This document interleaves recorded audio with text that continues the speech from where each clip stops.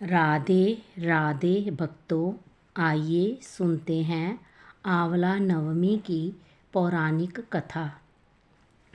कार्तिक माह के शुक्ल पक्ष की नवमी के दिन आंवला नवमी मनाई जाती है। इसे अक्षय नवमी भी कहा जाता है, क्योंकि इस दिन किया गया कोई भी शुभ कार्य अक्षय फल देने वाला होता है, अर्थात उसके शुभ फल में कभी कमी नहीं आती। हमारे आयुर्वेद में आंवलों को आयु और आरोग्यवर्धक कहा गया है। इस दिन आंवला के वृक्ष की पूजा करके उसके नीचे बैठकर भोजन करने का बड़ा महत्व है। माना गया है कि इससे वर्ष आयु आरोग्य बना रहता है। इस दिन आंवला के फल का सेवन किया जाता है। आइए जानते हैं आंवला नवमी से जुड़ी बातें, इसका महत्व और इस दिन किए जाने वाले उपायों के बारे में।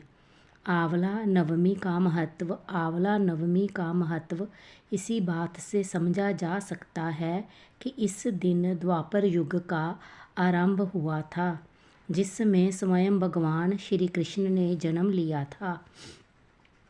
आंवला नवमी के दिन ही भगवान श्री कृष्ण ने वृंदावन गोकुल की गलियां छोड़कर मथुरा प्रस्थान किया था। संतान और पारिवारिक सुखों की प्राप्ति के लिए रखा जाता है। व्रत इस दिन उन्होंने अपनी बाल लीलाओं का त्याग करके कर्तव्य के पथ पर पहला कदम रखा था। इस दिन से वृंदावन की परिक्रमा भी प्रारंभ होती है। आंवला नवमी का व्रत संतान और पारिवारिक सुखों की प्राप्ति के लिए किया जाता है। ये व्रत पति पत्नी साथ में रखे तो उन्हें दुगना शुभ फल प्राप्त होता है।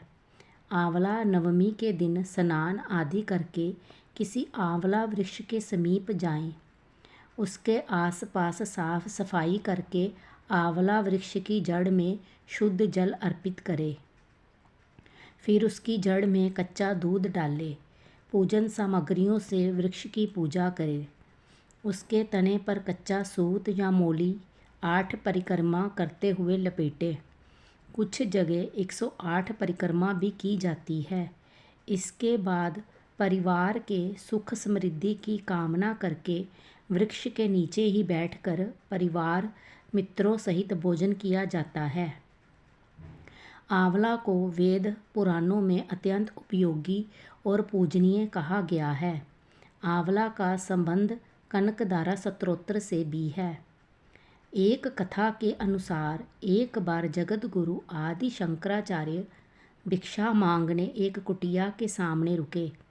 वहाँ एक बूढ़ी औरत रहती थी जो अत्यंत गरीबी और दयनीय स्थिति में थी।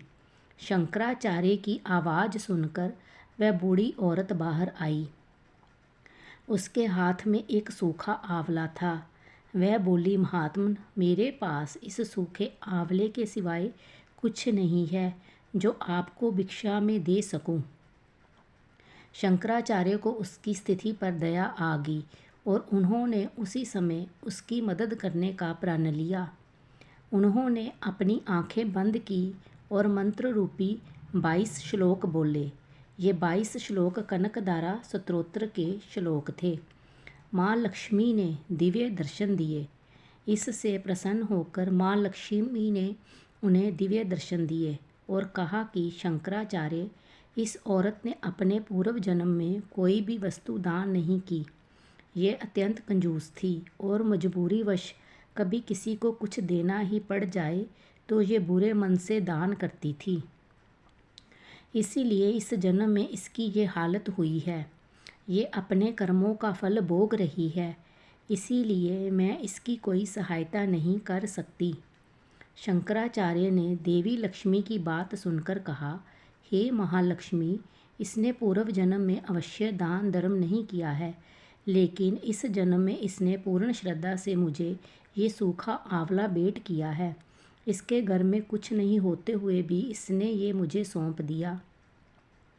इस समय इसके पास यही सबसे बड़ी पूंजी है। क्या इतना भेंट करना पर्याप्त नहीं है?